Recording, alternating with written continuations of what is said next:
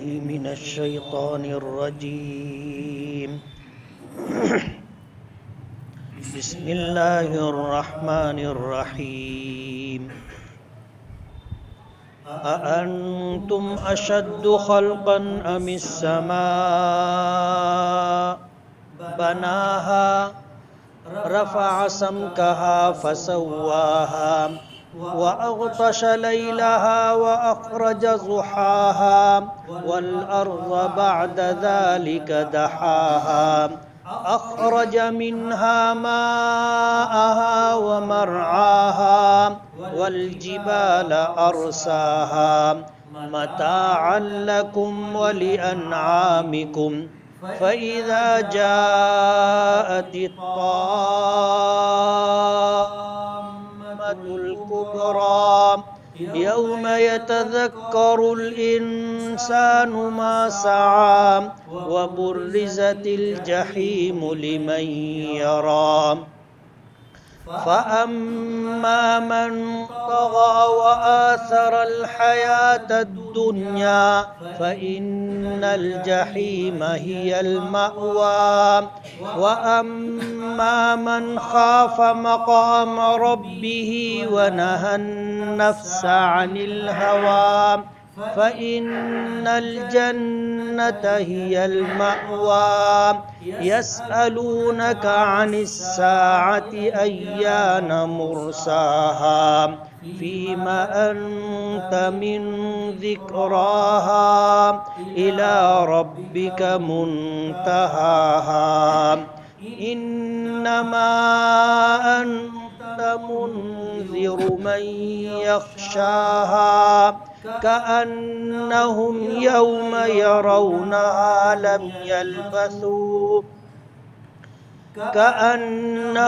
يوم يرونها لم يلبثوا إلا عشية أو ضحاها صدق الله العظيم سبحانك لا علم لنا إلا ما علمتنا إنك أنت العليم الحكيم رب اشرح لي صدري ويسر لي أمري واحلل عقدة من لساني يفقهوا قولي پناہ مانگتا ہوں میں اللہ تعالیٰ کی شیطان مردود سے شروع کرتا ہوں میں اللہ کے نام سے جو بڑا مہربان بڑی رحمتوں والا ہے کیا تمہارا پیدا کرنا زیادہ مشکل ہے یا آسمان کا جسے اللہ نے بنایا ہے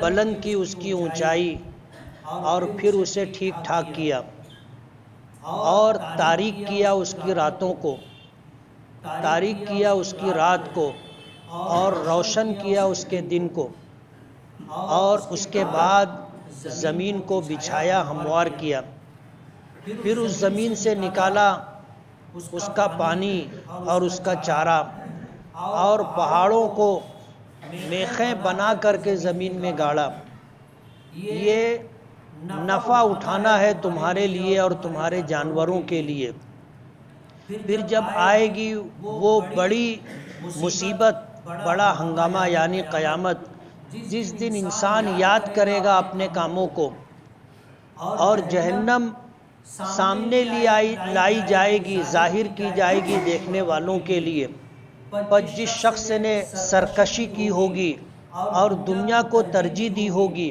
پس بے شک جہنم ان کا ٹھکانہ ہے اور جس شخص نے اپنے رب کے سامنے کھڑے ہونے سے خوف کیا ڈرا اور روکا اپنے آپ کو من مانی زندگی گزارنے سے پس بے شک جنت اس کا ٹھکانہ ہے لوگ آپ سے قیامت کے متعلق پوچھتے ہیں کہ اس کا وقوع کب ہوگا آپ کو قیامت کے تذکرے سے کیا تعلق اس کے علم کی انتہا تیرے پروردگار کی طرف ہے آپ تو اس سے ڈرنے والوں کو ڈرانا ہے اس سے ڈرنے والوں کو آپ ڈرانے والے ہیں گویا کہ وہ دن جب لوگ اسے دیکھیں گے تو ایسا گمان کریں گے کہ دنیا میں نہیں رہے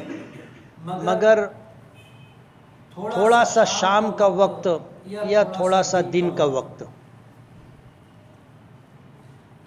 یہ سورہ نازعات کا دوسرا رکوع ہے جس کی تلاوت کی، جس کا ترجمہ آپ نے سنا۔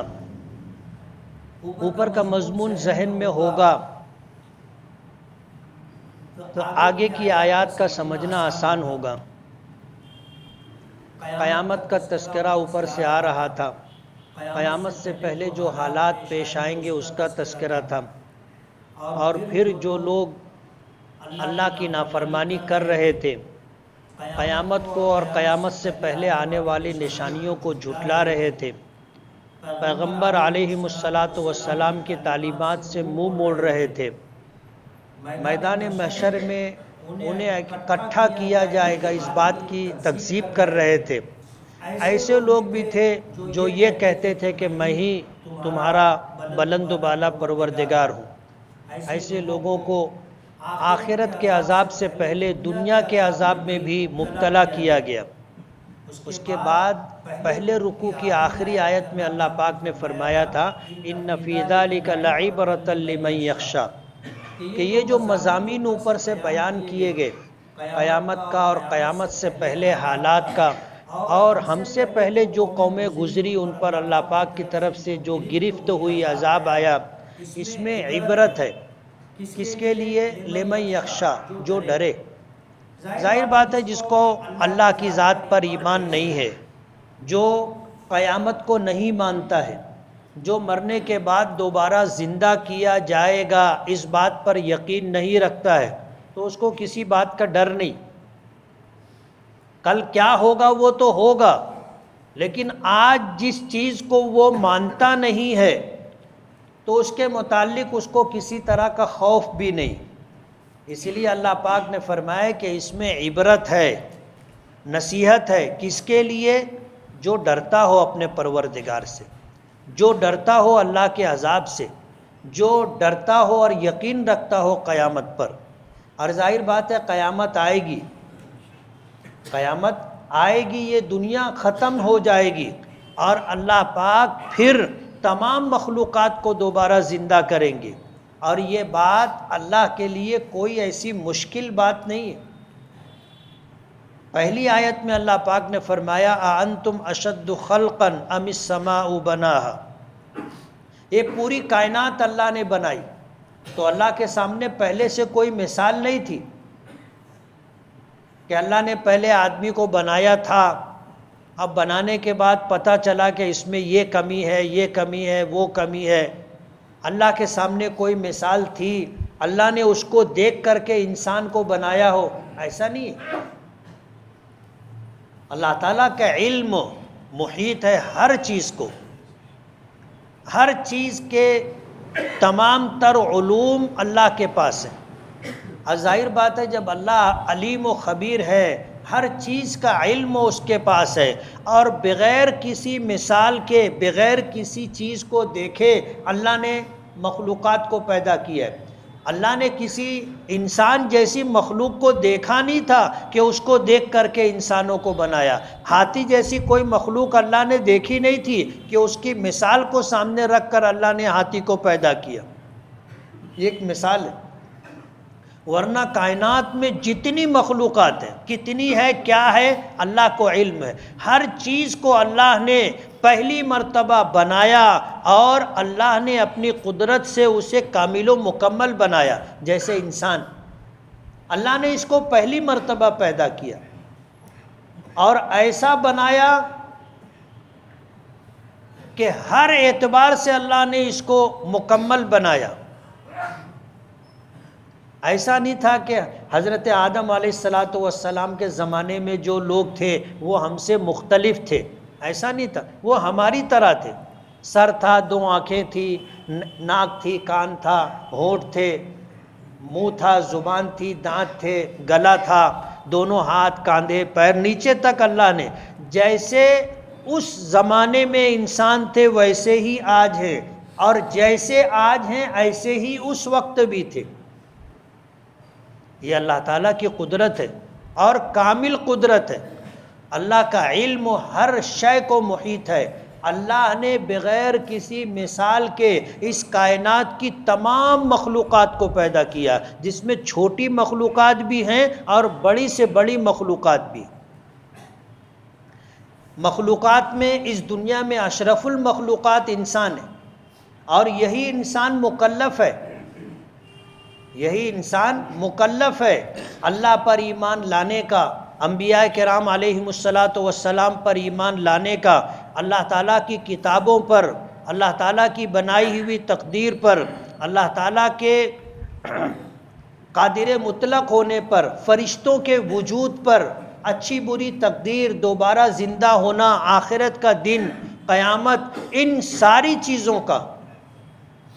ساری چیزوں کو ماننا ایمان ہے۔ آدمی اس کا مکلف ہے۔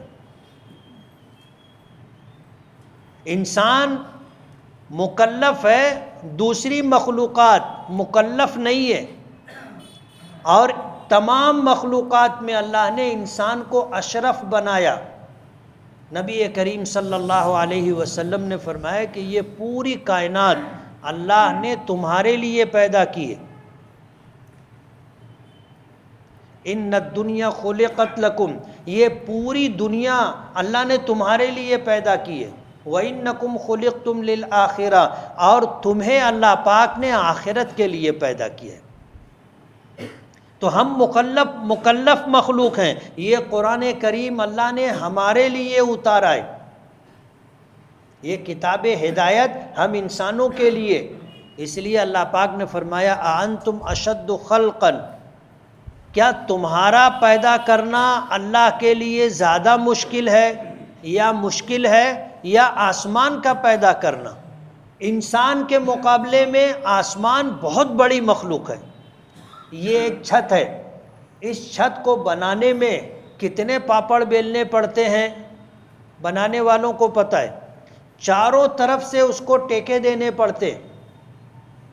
اگر یہ چاروں طرف کے ٹیکے نہ ہو، درمیان کے یہ ستون نہ ہو، دیواریں نہ ہو، تو کیا یہ چھت قائم رہے گی؟ نہیں رہے گی۔ لیکن اللہ کی قدرت دیکھیے، اتنا بڑا آسمان اللہ نے بنایا، اتنا بڑا آسمان جس کی وسعت کا اندازہ نہیں کیا جا سکتا۔ آج دنیا تمام تر ترقی کے باوجود آسمان کی پیمائش نہیں کر سکی۔ آسمان کتنا بڑا ہے انسان اسے ناپ نہیں سکا، اس کے مقابلے میں زمین چھوٹی ہے، لیکن پوری دنیا کی پیمائش کسی نے کر لی ہو، پوری دنیا کی زمینوں کو ناپ لیا ہو، ایسا نہیں۔ اتنا بڑا آسمان اللہ نے بنایا اور بغیر ستون کے بنایا۔ تو جو خدا اتنا بڑا آسمان بنا سکتا ہے، اتنی بڑی مخلوق اللہ بنا سکتا ہے، اس کے لیے انسانوں کا پیدا کرنا کوئی مشکل بات نہیں۔ آپ اندازہ کرو کہ اسی آسمان کے نیچے ایک انسان نہیں، اربوں انسان ہیں، اور اللہ کی قدرت کا آپ اندازہ کریں۔ آج اس وقت درس قرآن میں سینکڑوں لوگ موجود ہیں، دو آدمی ایک طرح کے نہیں ہیں، ایک طرح کے نہیں ہیں۔ آپ سب کو لائن سے کھڑا کر لو، سب کی شکل و شباہت اللہ نے الگ بنائی، اور زمانہ ترقی کیا، انسانوں نے سائنس کے لائن سے ترقی کی، تو ان کو سمجھ میں آیا کہ یہ جو انگوٹھا ہے اور یہ جو انگلیاں ہیں، اس میں جو باریک باریک لکیریں ہیں، یہ لکیریں ایک انسان کی دوسرے انسان سے ملتی نہیں ہیں۔ جن لوگوں کو دستخط نہیں کرنی آتی ان کا انگوٹھا لیا جاتا ہے، اور انگوٹھے کا وہ نشان اس آدمی کا تعین کرتا ہے کہ یہ کس کا انگوٹھا ہے، دوسرے کا انگوٹھا ملتا نہیں ہے۔ یہ اللہ کی قدرت ہے۔ دنیا میں اربوں انسان ہے، لیکن ایک انسان کے انگوٹھے کے نشانات دوسرے انسان سے نہیں ملتے۔ ایک ماں ایک باپ کی اولاد آپس میں مختلف ہوتی ہے۔ بھائی کی شکل دیکھو الگ ہے، بڑے بھائی کی شکل دیکھو الگ ہے، چھوٹے بھائی کو دیکھو الگ ہے، بہنوں کو دیکھو الگ ہے۔ ایک ماں ایک باپ کی اولاد میں مشابہت نہیں ملتی، زمین و آسمان کا فرق ہے، کچھ تھوڑی بہت چیزیں مل جاتی ہیں بس۔ انتم اشد خلقا، فرماتے ہیں کیا تمہارا پیدا کرنا اللہ کے لیے مشکل ہے یا اتنے بڑے آسمان کا جسے اللہ نے پیدا کیا، اللہ نے بنایا ہے؟ اللہ کے لیے کچھ بھی مشکل نہیں۔ وَمَا ذَلِكَ عَلَى اللَّهِ بِعَزِيزٍ، اللہ کے لیے کوئی کام مشکل نہیں، سب کام اللہ کے لیے آسان ہے۔ قرآن کریم میں ایک سے زائد مقامات پر اللہ نے فرمایا کہ فَإِذَا قَضَى أَمْرًا فَإِنَّمَا يَقُولُ لَهُ كُن فَيَكُونُ، جب اللہ تعالیٰ کسی چیز کا فیصلہ کر لیتا ہے تو اللہ تعالیٰ کا یہ کہہ دینا کہ ہو جا، وہ کام ہو جاتا ہے۔ کائنات اللہ کے حکم کے تابع ہے۔ تو اللہ پاک فرماتے ہیں کہ قیامت آئے گی، سارے انسان ساری مخلوقات ختم ہو جائیں گی، اللہ انہیں دوبارہ پیدا کرے گا۔ جب پہلی مرتبہ پیدا کرنا اللہ کے لیے مشکل نہیں تھا تو اسی چیز کو دوبارہ پیدا کرنا اللہ کے لیے کیسے مشکل ہوگا؟ ہم انسانوں کے لیے ہوتا ہے کہ پہلی مرتبہ کسی کام کا کرنا مشکل ہوتا ہے، لیکن جب ایک مرتبہ ہم وہ کام کر لیتے ہیں تو اس کام کا دوبارہ کرنا ہمارے لیے آسان رہتا ہے۔ اللہ تعالیٰ کے لیے جب پہلی مرتبہ مشکل نہیں تھا تو دوسری مرتبہ انسانوں کا پیدا کرنا بنانا اللہ کے لیے کیا مشکل ہے؟ رفع سمکہا فسواہا، پیچھے آسمان کا تذکرہ کیا کہ انسان کی پیدائش آسمان کی پیدائش سے زیادہ مشکل ہے کیا؟ نہیں۔ رفع سمکہا، اللہ پاک نے آسمان کی اونچائی کو بلندی عطا کی۔ کتنی بلندی پر آسمان ہے؟ ابھی ہندوستان سے چندریان 3 گیا تھا تو انہوں نے ایسا بتایا کہ چاند جو ہے زمین سے 4,83,000 کلومیٹر دور ہے۔ معلوم نہیں یہ صحیح ہے بھی کہ نہیں، یہ صحیح ہے بھی کہ نہیں، چاند پہ پہنچے بھی کہ نہیں پہنچے، یہی چیز مخمصے کی ہے، ہمیں اس سے بحث نہیں۔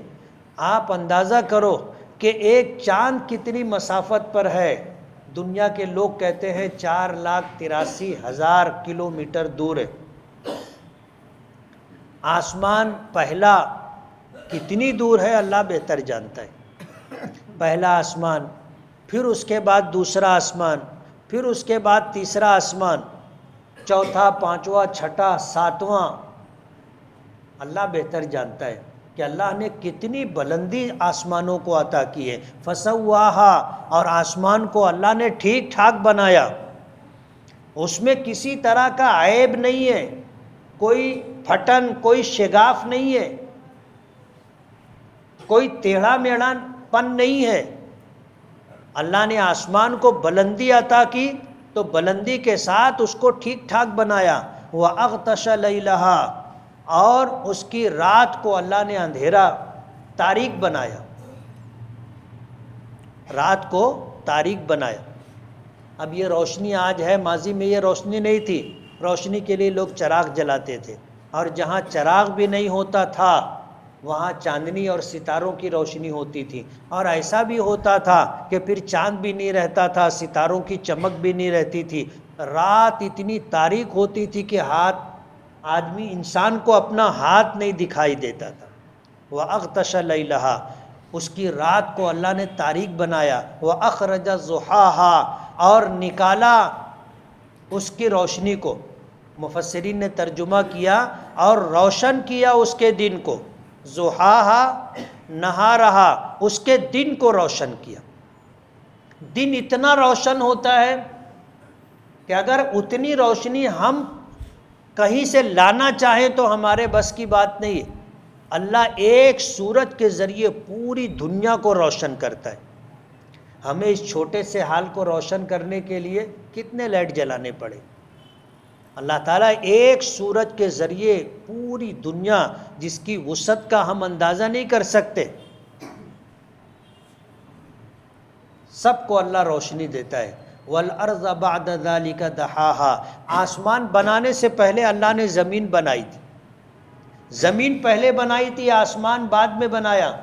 زمین کو بنانے کے بعد اللہ نے آسمان بنایا، آسمان بنانے کے بعد اللہ نے زمین کو ہموار کیا، دحاہا، اس کو بچھایا، ہموار کیا۔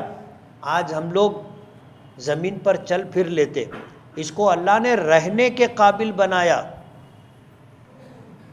اخرج منہا ماءہا ومرعاہا، اور زمین کو اللہ نے ایسا بنایا کہ اس میں ہماری ضرورت کی تمام چیزیں ہیں۔ اسی زمین سے اللہ نے پانی نکالا، کنووں کے ذریعے سے، چشموں کے ذریعے سے، بورنگوں کے ذریعے سے، ندیوں دریاؤں کے ذریعے سے اللہ نے پانی نکالا۔ ومرعاہا، اور اس کا چارہ نکالا، یعنی ہماری ضرورت کی ساری چیزیں اللہ نے زمین سے نکالی۔ ہمارے جانوروں کی ضرورت، بھوک پیاس کیسے مٹے گی، کیسے ختم ہوگی، اللہ نے ان کے لیے چارہ اور زمین پانی سے نکالا۔ آج ہمیں اس دنیا میں رہتے ہوئے جتنی چیزوں کی ضرورت ہے یا جتنی چیزیں آج ہمارے پاس ہیں، سب اللہ نے زمین سے نکالی۔ ہمارے کھانے کی ساری چیزیں، گیہوں، چاول، دال، باجری، جوار، مکہ، سب کچھ اللہ نے زمین سے نکالا۔ جن دانوں سے تیل نکلتا ہے اللہ نے زمین سے پیدا کیا۔ جن چیزوں سے کپڑا بنتا ہے، کپاس ہے اور دیگر کپڑے، ان کا مٹیریل اللہ نے زمین سے نکالا۔ جن چیزوں سے ہم اپنے مکانات بناتے ہیں، وہ ساری چیزیں اللہ نے زمین سے نکالی۔ جن چیزوں سے ہم اپنی سواری بناتے ہیں، وہ ساری چیزیں اللہ نے زمین سے نکالی۔ جن چیزوں سے ہم زینت اختیار کرتے ہیں، جن چیزوں کو ہم دولت سمجھتے ہیں، وہ ساری چیزیں اللہ نے زمین سے نکالی۔ اور قیامت تک کی ضرورتیں انسان کی زمین سے پوری ہوتی رہیں گی۔ پیچھے میں نے یہ بات بتائی تھی کہ زمین میں اللہ نے ہماری ضرورت کی ساری چیزیں رکھی ہیں، اور زمین کو امین بنایا ہے۔ اللہ کا حکم ہوتا ہے تو جتنے انسان ہیں ان کی ضرورت کے لیے جتنا گیہوں چاہیے زمین سے نکلتا ہے، چاول زمین سے نکلتا ہے، دالیں زمین سے نکلتی ہیں، تیل کے تمام دانے زمین سے نکلتے ہیں، اور اتنے ہی نکلتے ہیں جتنا اللہ کا حکم ہوتا ہے۔ ہم اگر اپنی مرضی سے نکالنا چاہیں تو نہیں نکال سکتے۔ آج تم زمین 1 فٹ 10 فٹ 100 فٹ کھود ڈالو، ایک دانہ گیہوں کا نہیں نکال سکتے۔ لیکن دانہ نکلتا کہاں سے ہے؟ زمین سے ہی نکلتا ہے۔ کس کے حکم سے نکلتا ہے؟ اللہ کے حکم سے نکلتا ہے، اور قیامت تک نکلتا رہے گا۔ قیامت تک ہماری ضرورت کی ساری چیزیں اللہ نے زمین میں رکھی ہیں، اور زمین کو امین بنایا ہے۔ زمین اللہ کے حکم کی پابند ہے۔ ضرورت کے وقت اللہ حکم دیتا ہے تو جتنی مقدار اللہ کے حکم سے طے ہوتی ہے، زمین اتنی ضرورت کی چیزیں باہر نکال دیتی، اور قیامت تک یہ سلسلہ چلتا رہے گا۔ اخرج منہا ماءہا، اللہ تعالیٰ نے اسی زمین سے اس کا پانی نکالا، ومرعاہا، اس کا چارہ نکالا، والجبال ارساہا، اور یہ زمین ہموار کی تو اس کو رہنے کے قابل بنایا۔ حدیث پاک میں آتا ہے کہ جب اللہ نے زمین بنائی تو یہ اس کشتی کی طرح جو پانی پر ہوتی ہے تو وہ ہلتی رہتی ہے، ڈولتی رہتی ہے۔ زمین کو قائم رکھنے کے لیے اللہ نے پہاڑ بنائے، ان پہاڑوں کو میخ بنایا۔ زمین پر وہ پہاڑ ہیں تو زمین اپنی جگہ رکی ہوئی ہے۔ والجبال ارساہا، اور پہاڑوں کے بوجھ کو اللہ نے زمین پر ڈالا، زمین پہاڑوں کو میخ بنایا۔ متاعا لکم ولانعامکم، اور یہ فائدہ اٹھانا ہے، نفع پہنچانا ہے اللہ پاک کی طرف سے تمہارے لیے اور تمہارے چوپایوں اور جانوروں کے لیے۔ اگر یہ زمین رات دن ہلتی رہتی تو یہ مکانات نہیں بن پاتے، رات دن مکانات بنائے جاتے گرتے رہتے. اللہ نے زمین کو قرار عطا کیا تو یہ مکانات بن گئے. معمولی سا جھٹکا آتا ہے, زمین ہلتی ہے تو ہم کہتے ہیں زلزلہ آ گیا.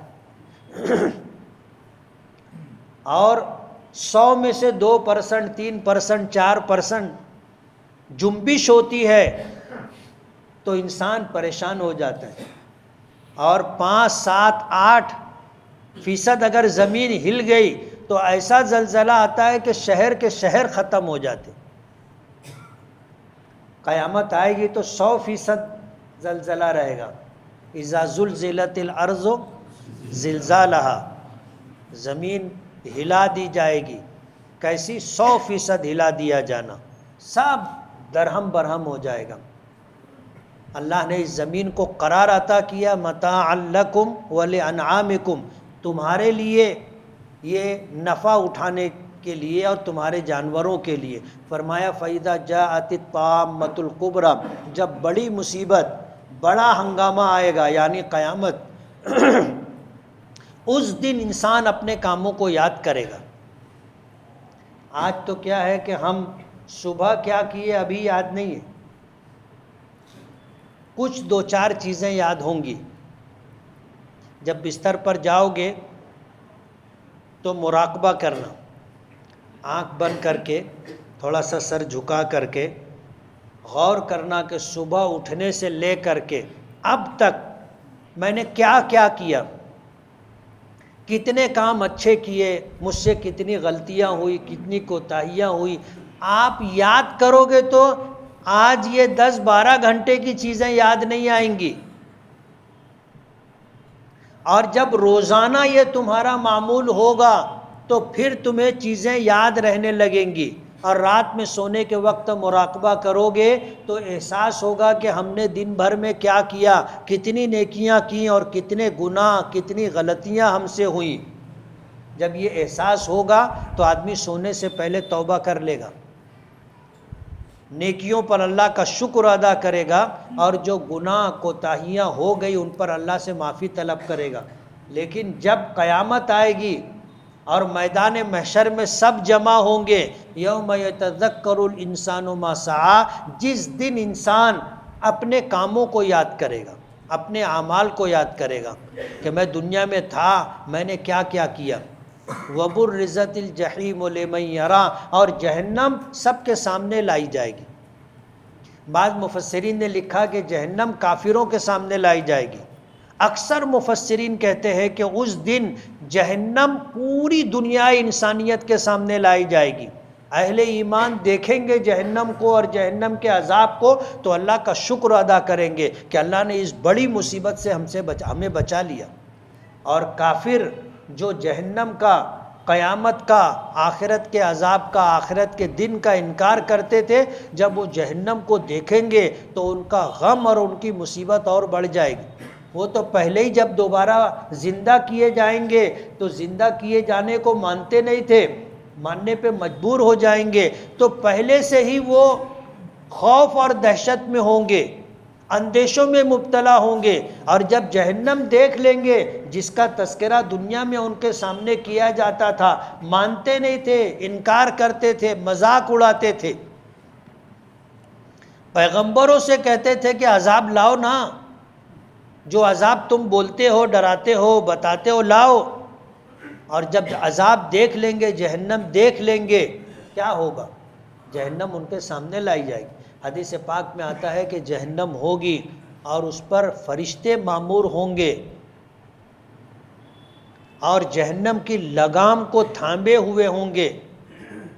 جہنم اتنی غضبناک ہوگی کہ میدان محشر میں جتنے انسان ہیں سب کو کھا جانے کا ارادہ رکھتی ہوگی. فرشتے اسے روک رکھے ہوں گے.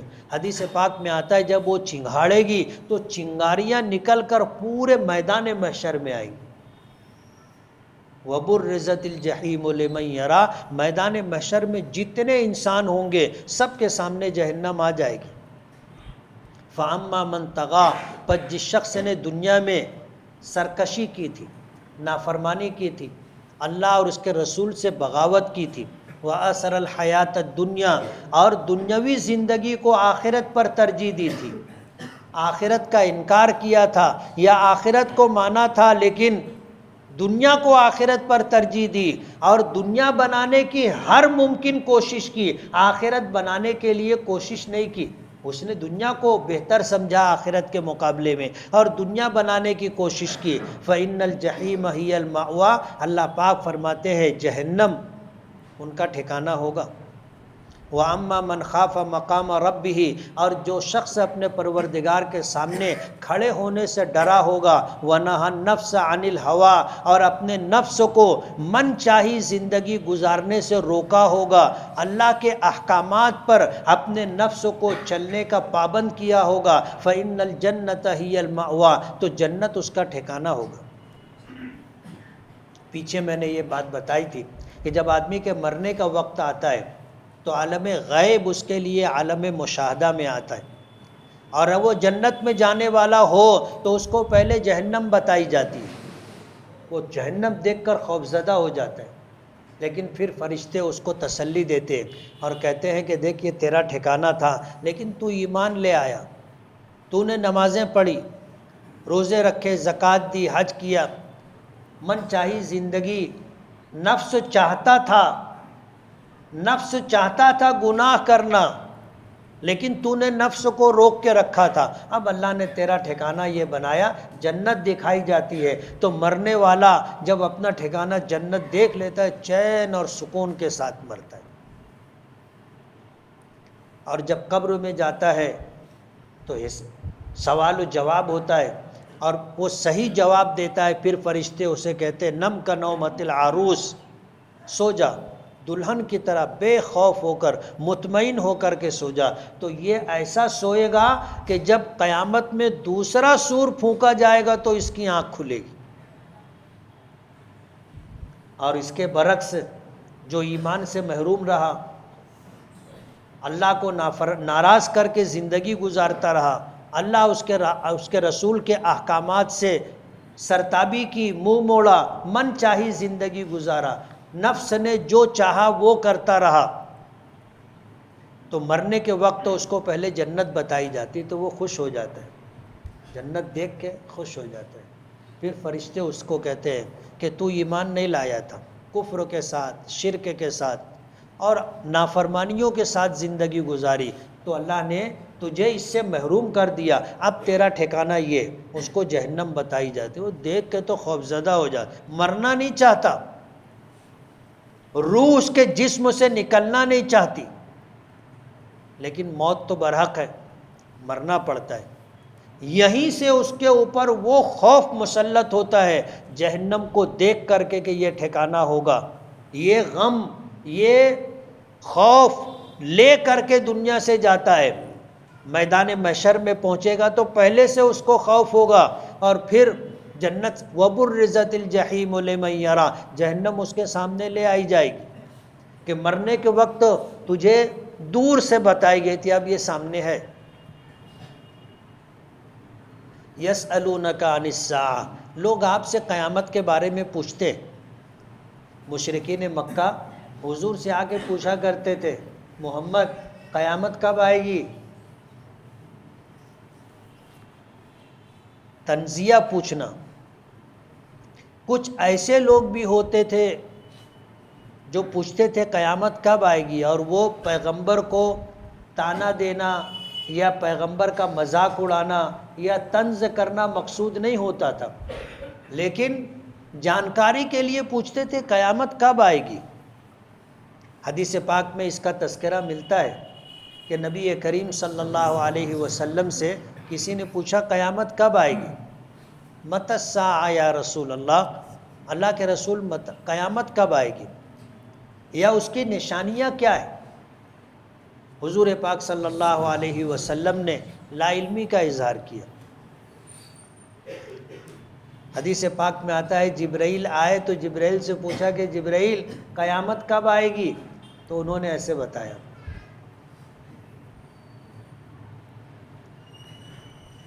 قرآن کریم کی ایک آیت کی طرف اشارہ کیا کہ ان اللہ عنده علم الساعہ، کہ 5 چیزیں ایسی ہیں جس کا علم اللہ کے پاس ہے۔ ان اللہ عندہ علم الساعہ، ترجمے کے اعتبار سے یہ ہے کہ بے شک اللہ ہی کے پاس قیامت کا علم ہے۔ ہی کا مطلب سمجھتے ہو نا، کہ اللہ کے علاوہ کسی کے پاس اس کا علم نہیں ہے قیامت کب آئے گی۔ حضور نے نشانیاں بتائیں، اللہ کے رسول صلی اللہ علیہ وسلم کو قیامت کے آنے سے پہلے کیا علامات اور نشانیاں ہیں وہ بتائی گئی، لیکن اس کا صحیح وقت، اس کا تعین، اس کا تقرر اللہ پاک نے نہیں بتایا۔ اس کا علم اللہ ہی کے پاس ہے۔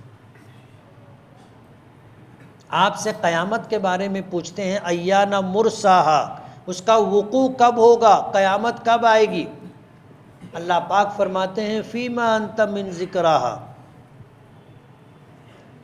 تجھے قیامت کے تعین سے کیا لینا دینا؟ جب آئے گی آئے گی، اس کا علم تو صرف اللہ کے پاس ہے۔ اللہ نے قیامت کے آنے کا علم، متعینہ وقت کسی کو نہیں بتایا۔ اس لیے آپ سے لوگ پوچھتے ہیں آپ کو قیامت کے تعلق سے کیا لینا دینا؟ آپ تو ان کو جو ہے بتا دیجئے الی ربک منتہاہا، کہ قیامت کا جو یقینی علم ہے، اس دنیا کی انتہا، اور اسی طرح قیامت کے وقوع کا علم، اس کی منتہا تیرے پروردگار کے پاس ہے۔ الی ربک منتہاہا۔ اس لیے قیامت کب آئے گی جو یہ پوچھا جاتا ہے، تو حضور نے بتا دیا کہ اس کا علم اللہ کے پاس ہے۔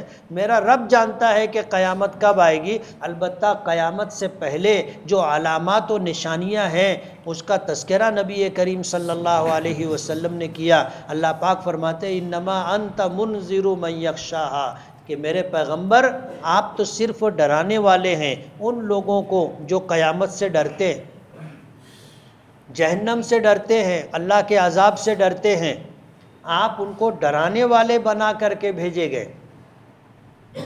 آپ کا کام یہ ہے لوگوں کو ڈرانا، انذار، نافرمانوں کو ڈرانا، ابشار، تبشیر، اور اللہ کی اطاعت و فرما برداری کرنے والوں کو خوشخبری سنانا، یہ آپ کا کام۔ آپ کو بشیر و نذیر بنا کر کے بھیجا گیا ہے۔ انما انت منذر من یخشاہا، من یخشاہا جو ڈرے اس کو ڈرانا، یعنی جس کو قیامت کا یقین ہوگا، اللہ پر ایمان رکھتا ہوگا، اللہ کی باتوں پر، نبی کی باتوں پر یقین رکھتا ہوگا، اور جن چیزوں کا عقیدہ رکھنا ہے اس میں قیامت کا وقوع بھی ہے، جو اس کو مانتا ہوگا، آپ کا ڈرانا اس کو کام آئے گا، وہ ڈرے گا۔ اور جو ان چیزوں کو مانتا ہی نہیں ہے اس کو کاہے کا ڈر؟ ڈرانے سے بھی وہ آدمی ڈرنے والا نہیں ہے۔ کأنہم یوم یرونہا، اور اس دن گویا ایسا لگے گا، قیامت کے دن جب آدمی جہنم کو، قیامت کو دیکھے گا، تو قیامت کو، میدان محشر کے دن کو دیکھنے کے بعد اس دنیا میں اپنی زندگی کے متعلق وہ ایسا سمجھے گا لم یلبثوا الا عشیۃ او ضحاہا، کہ وہ تو اس دنیا میں آدھا دن یا اس سے کچھ کم رہا۔ عشیہ کہتے ہیں ظہر کے بعد سے سورج غروب ہونے تک کے وقت کو، اور ضحیٰ کہتے ہیں سورج طلوع ہونے سے لے کر کے زوال تک کے وقت کو۔ یہ آدھا دن ہوا۔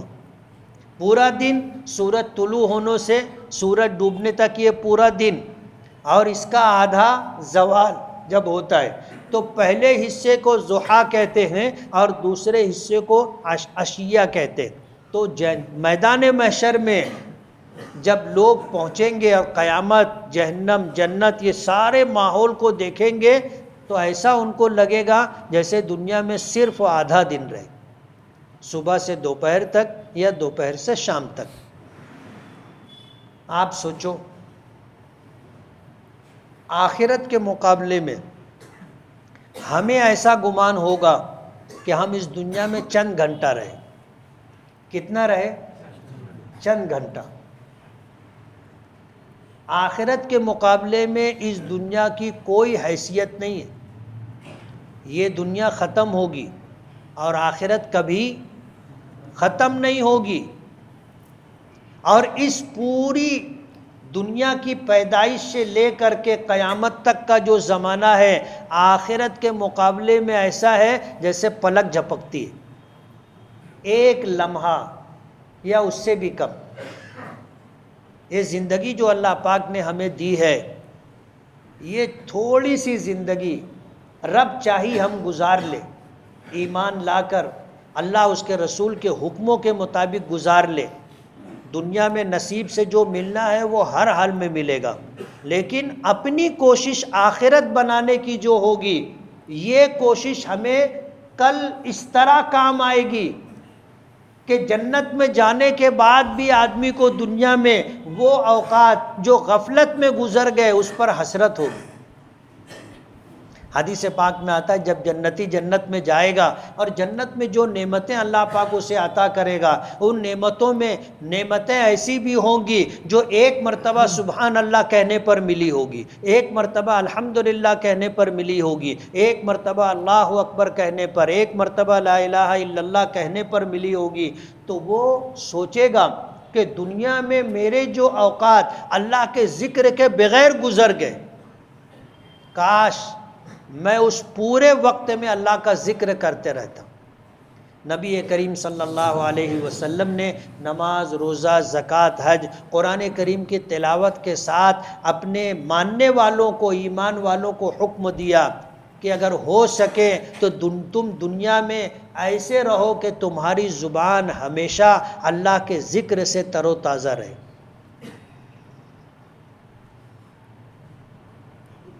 ہم غور کریں، صبح سے لے کر کے ہم نے کتنی مرتبہ سبحان اللہ کہا، کتنی مرتبہ الحمدللہ کہا، کتنی مرتبہ اللہ اکبر کہا، کتنی مرتبہ لا الہ الا اللہ کہا، کتنی مرتبہ لا حول ولا قوت الا باللہ کہا۔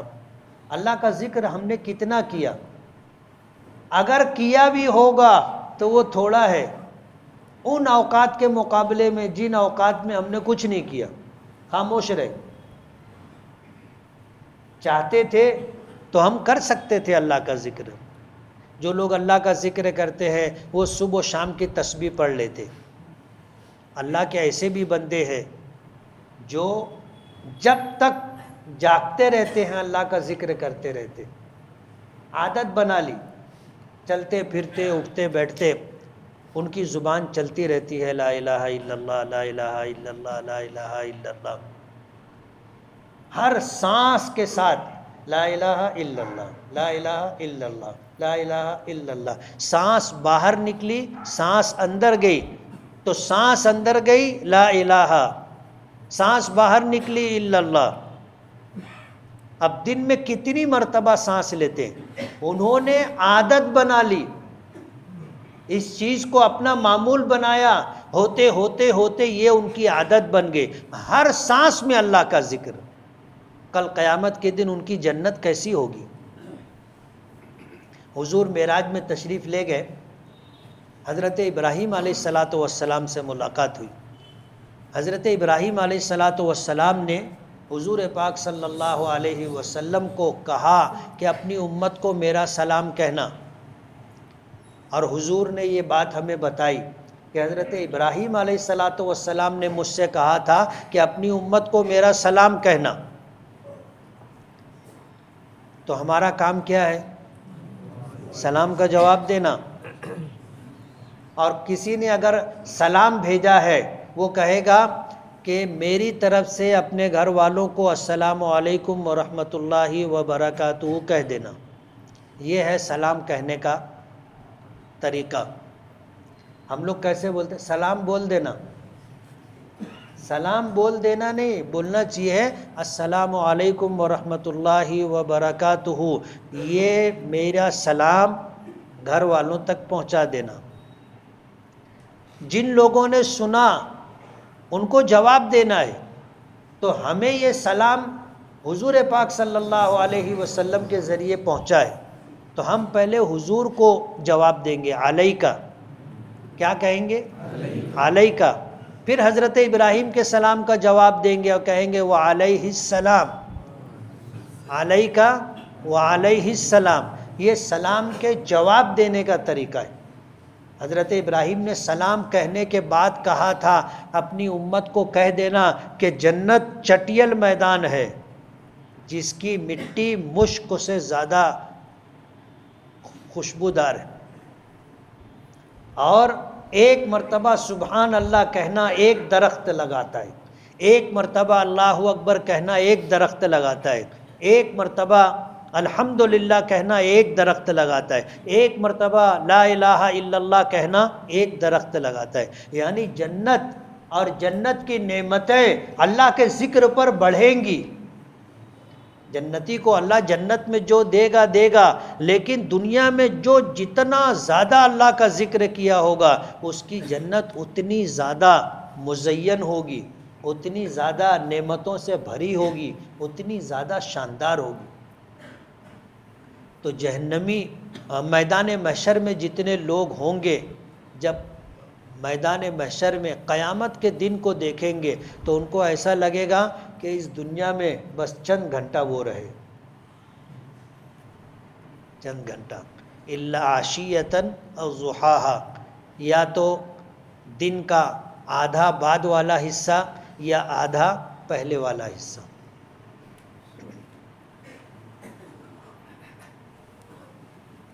زید کے والد نے 2 شادی کی، پہلی بیوی کو طلاق دی،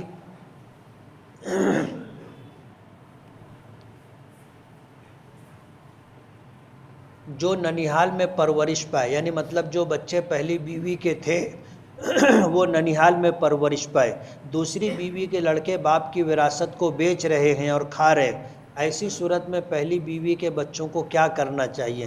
پنچ حضرات کے ذریعے اپنے حق کا مطالبہ کرنا چاہیے۔ طلاق دے دینے سے میاں بیوی کا رشتہ ختم ہو گیا، بیوی اب نکاح میں نہیں ہے، اس لیے بیوی ہونے کی حیثیت سے اس کو حصہ نہیں ملے گا، لیکن جو یہ بچے ہیں وہ باپ کی اولاد ہیں، وہ ہر حال میں حقدار ہیں، چاہے باپ نے ان کو عاق کر دیا ہو، لا دعویٰ لکھ دیا ہو، تو بھی یہ بچے حقدار ہیں۔ پنچوں کے ذریعے سے اپنے حق کا مطالبہ کرنا چاہیے۔ زید کے والد نے 2 شادی کی، پہلی بیوی کو طلاق دے دی اور بیوی اپنے میکے آ گئی، وہیں سے بچوں کی پرورش اور شادی وغیرہ ہوئی۔ زید کے والد کو ترکے میں 2.5 کروڑ کی خطیر رقم ملی ہے۔ زید کے والد کے پہلی بیوی کے لڑکے اس میں حصے دار ہوں گے کہ نہیں ہوں گے؟ اگر ہوں گے تو پہلی بیوی اور دوسری بیوی کے لڑکے کو کس طرح وراثت میں حصہ ملے گا؟ دوسری بیوی کے لڑکے کو جتنا ملے گا اتنا ہی پہلی بیوی کے لڑکے کو ملے گا، دوسری بیوی کی لڑکی کو جتنا حصہ ملے گا اتنا ہی پہلی بیوی کے لڑکی کو بھی ملے گا۔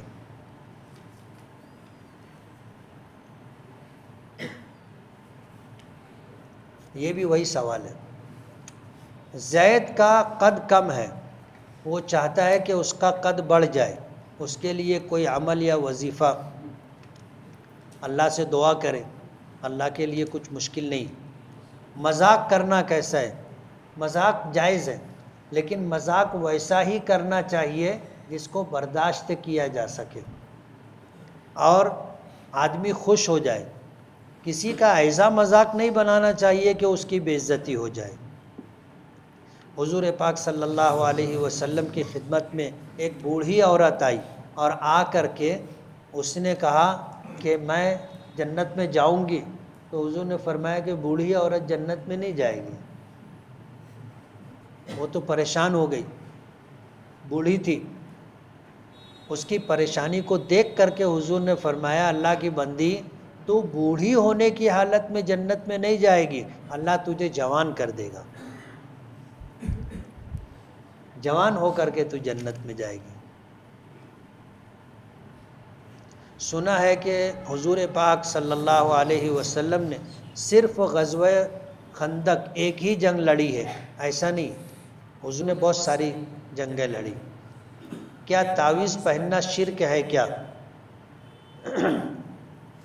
جو تعویذ پہنا جاتا ہے، اگر اس تعویذ کے تعلق سے یہ عقیدہ رکھا جائے کہ اسی سے فائدہ ہوگا، یہی مؤثر بالذات ہے، تو پھر تعویذ نہیں پہننا چاہیے۔ اور تعویذات ان لوگوں کو تعویذ پہننا چاہیے جو آیت الکرسی، قرآن کریم کی آیات، معوذات نہیں پڑھ سکتے، اور جن کو پڑھنے کا ڈھنگ ہے ان کو پڑھنا چاہیے، ان کو پہننے کی ضرورت نہیں ہے۔ نبی کریم صلی اللہ علیہ وسلم خود پڑھتے تھے، اور حضرات حسنین جو بچے تھے پڑھ نہیں سکتے تھے، پڑھنا نہیں جانتے تھے، آپ پڑھ کے ان کو دم کرتے تھے۔ اس لیے تعویذات نہیں پہننا چاہیے،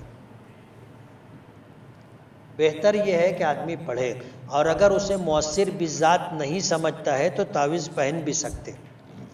اگر میں نفع کے بارے میں سوچوں تو نقصان ہو جاتا ہے، اور میں کچھ نہ سوچوں تو نفع ہوتا رہتا، تو مت سوچا کر۔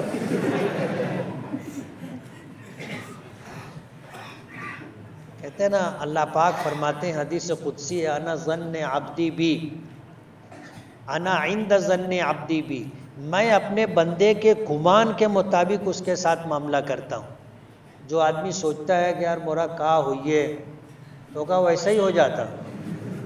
ہمیشہ اللہ سے اچھا گمان رکھنا چاہیے، اللہ سے اچھا گمان رکھو، اچھا ہوگا۔ حضرت عیسیٰ علیہ السلام چاروں سلسلوں میں سے کس سلسلے میں آئیں گے معلوم نہیں۔ موبائل کے غلط استعمال کی وجہ سے گھر میں تنگی آ سکتی ہے کیا؟ گناہوں کی نحوست ہوتی ہے، جیسے نیکیوں کی برکات ہوتی ہیں، اسی طرح گناہوں کی نحوست بھی ہوتی ہے۔ موبائل کا غلط استعمال نحوست، مصیبت، بلائیں، پریشانیاں لاتا ہے۔ ٹیچر حضرات چھوٹے بچوں کو اسکول میں ایکشن سانگ اور گیت کے نام پر نچواتے ہیں، ان کا یہ عمل درست ہے کیا؟ جائز نہیں ہے۔ ناچنا گانا ہماری شریعت میں حرام ہے۔ جب مکہ فتح ہوا تھا، حضرت اسامہ ابن زید رضی اللہ تعالیٰ عنہ غلام زادے تھے۔ حضرت زید ابن حارثہ غلام تھے، اور پیچھے میں نے بتایا تھا کہ جب ان کے والد اور چچا لینے آئے تھے تو حضور نے حضرت زید کو بلایا تھا اور فرمایا تھا کہ ان کو پہچانتے ہو؟ بولے ہاں۔ کون ہے؟ بولے میرے والد اور یہ چچا۔ کہا یہ تمہیں لینے کے لیے آئے، تم جانا چاہو تو جا سکتے ہو، اور نہیں جانا چاہو تو میں زبردستی نہیں لے جانے دوں گا۔ تو زید نے فیصلہ کیا تھا کہ اللہ کے رسول، میں ماں باپ کو چھوڑ کر آپ کے ساتھ رہنا چاہتا ہوں۔ حضور خوش ہو گئے، اور ان کے باپ اور چچا بھی خوش ہو جائیں تو پھر حضور نے زید کا ہاتھ پکڑا، حرم شریف گئے، اور کعبے کے پاس مطاف میں کھڑے ہو کر کے اعلان کیا کہ زید میرا غلام تھا، اسے میں نے آزاد کیا، اور آج سے زید میرا بیٹا ہے، تاکہ باپ بھی مطمئن ہو جائے۔ باپ اور چچا خوش ہو گئے کہ اب بیٹا غلامی سے نکل گیا، آزادی کی زندگی، اور اتنا بڑا مقام کہ حضور پاک صلی اللہ علیہ وسلم نے اسے اپنا بیٹا بنا لیا۔ ان کے بیٹے تھے اسامہ، اور وہ زمانہ تھا کہ غلامی اور آزادی کو لوگ سمجھتے تھے۔ غلاموں کی زندگی کیسی ہوتی تھی لوگوں نے دیکھا تھا، اور آزادی کا کیا مقام و عزت تھی وہ بھی دیکھا تھا۔ لیکن جو غلام زادے ہو، یعنی غلام کی اولاد ہوتی تھی، ان کو عزت کم ملتی تھی۔ لیکن حضور نے فتح مکہ کے موقع پر اپنے ساتھ سواری پر حضرت اسامہ کو بٹھایا تھا، حسن اور حسین کو نہیں بٹھایا تھا۔ آپ اندازہ کرو کہ حضرت اسامہ سے حضور کو کتنی محبت تھی۔ جب مکہ فتح ہوا تو خوشی میں حضرت اسامہ جوش میں آ گئے اور اچھلنے لگے، تو حضور نے فرمایا علیک یا اسامہ، ماہ یا اسامہ، اسامہ رکو رکو رکو، میری شریعت میں خوشی کے موقع پہ ناچنا حرام ہے، اور غمی کے موقع پہ نوحہ اور ماتم کرنا حرام ہے۔ تو ہماری شریعت میں ناچ گانے کی کوئی گنجائش نہیں ہے، کوئی جگہ نہیں ہے۔ جو ٹیچر مسلمانوں کے بچوں کو یہ کام سکھاتے ہیں ان کو نہیں کرنا چاہیے۔ کریں گے بچے، گناہ کس کو ملے گا؟ جس نے سکھایا ہے، کروایا ہے اس کو۔ بچے تو ابھی بچے ہیں، مکلف بھی نہیں ہیں، ان کو کیا معلوم ناچنے گانے کا کام ثواب کا کام ہے کہ گناہ کا کام ہے۔ جو لوگ عمرہ کرنے جاتے ہیں وہ لوگ وہاں رہتے ہوئے احرام باندھ کر مطاف میں چلے جاتے ہیں اور طواف کرتے رہتے ہیں اور اندر نماز وغیرہ پڑھتے رہتے ہیں۔ ایسا کرنا کیسا ہے؟ یہ وہاں کا ایک نظام ہے، صحیح ہے یا غلط ہے یہ قابل غور ہے۔ انتظامی لائن سے انہوں نے ایسا نظام بنایا کہ مطاف میں وہی لوگ جا سکتے ہیں جو احرام کی حالت میں ہوں گے، حالانکہ ان کو اس طرح روکنے کا حق نہیں۔ اللہ کا گھر ہے، جو پہلے آئے گا وہ آگے پوری مسجد میں جہاں جانا چاہے وہ جا سکتا ہے۔ آپ روکنے والے کو اگر اپنی مسجد میں ایسا انتظام ہو جائے کہ بھائی کیلے والے پہلی صف میں آئے، نیا پورے والے پیچھے جائے، تو کیا یہ صحیح ہے؟ تو ایسا نظام بنانا کہ جو احرام میں ہوگا وہ نیچے جائے گا مطاف میں، نہیں تو اوپر جاؤ۔ انتظامی لائن سے ایسا انہوں نے کیا ہے۔ ہاں اگر حرم پورا بھرا رہتا اور اوپر کوئی نہیں جاتا، سب نیچے گھستے، تو ایک ترتیب بنائی جا سکتی تھی۔ نیچے پورا مطاف خالی رہتا ہے اور یہ سب کو اوپر بھیجتے رہتے، نیچے اور مطاف کے علاوہ پوری مسجد حرام لاکھوں آدمی سما سکتے ہیں، ایسا خالی رہتا ہے اور وہ جانے نہیں دیتے۔ اس لیے یہ نظام ہی ہمارے حساب سے تو ٹھیک نہیں۔ اب جو لوگ بجائے سلا ہوا کپڑا پہننے کے چادر باندھ کے چلے جا سکتے، مجھے لگتا ہے کہ گنجائش ہے وہ جا سکتے۔ شہر کے سیٹھ حضرات زکوٰۃ نہ دینا پڑے، رمضان کے پہلے زمین پلاٹ کارخانہ بلڈنگ وغیرہ کا کام شروع کر دیتے ہیں، یہ کہاں تک درست ہے؟ اگر ان کی نیت زکوٰۃ بچانے کی ہے تو آپ سمجھ سکتے ہو جیسی نیت ویسی برکت، اور اگر یہ نیت نہیں ہے کہ زکوٰۃ بچانا ہے، ایک نظام بنا، پروگرام بنا، انہوں نے زمین خرید لی، شیڈ بنانا شروع کر دیا، گھر بنانا شروع کر دیا، تو بنا سکتے۔ مزدور بڑھانے کو کہتا ہے تو کہا جاتا ہے کام دیکھ لو دوسری جگہ، یہ درست ہے کیا؟ مزدوری ماحول دیکھ کر طے کی جاتی ہے، یعنی عام طور پر جو مزدوری ہے وہ مزدوری دینا چاہیے۔ مزدوروں کا استحصال نہیں ہونا چاہیے کہ کوئی آدمی مزدوری ایک کام کی 10 روپیہ دے رہا ہے، آپ 10 روپیہ نہیں دے رہے، 9 روپیہ دے رہے، 8 روپیہ دے رہے، 7 روپیہ دے رہے، کم دے رہے، ایسا نہیں ہونا چاہیے۔ اور اس موقع پر مزدور کو یہ کہنے کا حق ہے کہ آپ مزدوری بڑھاؤ، اور اگر مزدوری 10 روپیہ ہے اور آپ کو 10 روپیہ مل رہا ہے، پھر آپ بولتے ہو مزدوری بڑھاؤ، تو یہ مالک کی مرضی پر ہے، وہ بڑھانا چاہے بڑھائے، نہیں بڑھانا چاہے نہیں بڑھائے۔ اور اگر آپ ضد کر رہے ہو تو وہ یہ کہہ سکتا ہے کہ دوسری جگہ کام دیکھ لو جہاں تم کو زیادہ ملے۔ اب ظاہر بات ہے کہیں زیادہ نہیں مل رہی ہے تو اس کو کہاں زیادہ مل جائے گی؟ تو اگر ماحول کے اعتبار سے جس جگہ آدمی کام کر رہا ہے وہاں مزدوری کم ہے تو مزدوری بڑھانے کا مطالبہ کر سکتا ہے، اور اگر سیٹ مزدوری برابر دے رہا ہے تو اب اگر یہ مطالبہ کر رہا ہے تو پھر سیٹ کی مرضی پر ہے، وہ بڑھا کے دینا چاہے تو بڑھا کے دے، نہیں تو یہ کہہ سکتا ہے کہ میرے یہاں یہی مزدوری ملے گی۔ اگر راضی ہو قبول ہو تو ٹھیک ہے، اور اگر آپ اس پہ راضی نہیں ہو تو جہاں آپ کو زیادہ مزدوری ملتی ہو آپ جا سکتے۔ صرف 26-27 رجب کا روزہ رکھ سکتے ہیں کیا؟ رکھ سکتے ہیں۔ کسی دن کا تعین کر کے رکھنا یہ مناسب نہیں، کیف متفق آپ رکھ سکتے۔ بسم اللہ الرحمن الرحیم، الحمدللہ رب العالمین۔